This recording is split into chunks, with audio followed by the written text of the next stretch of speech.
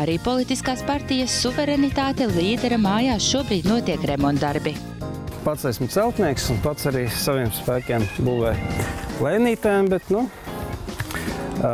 toties nevienam neesmu parādā. Viņš vienīgais no citiem partiju līderiem norādījis, ka viņam pieder tikai 1/4 daļa no mājas un zemes Rīgā. Kam tad ir tās 3/4 daļas? Tētim un māsai. Tā kā sadalīts kopīpašums. Jā, kopīpašums. Mantojums?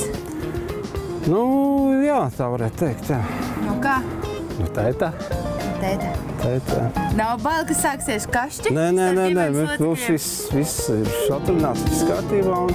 Citu īpašumu nav ne Andrim, ne viņa sievai. Pie cik līderiem tu biji? Pie viena, viens gaida pēc nedēļas. Es arī pie viena. Nu neko, paspēsim pie pārējiem vēl. Jā, gaidiet mūsu ciemos.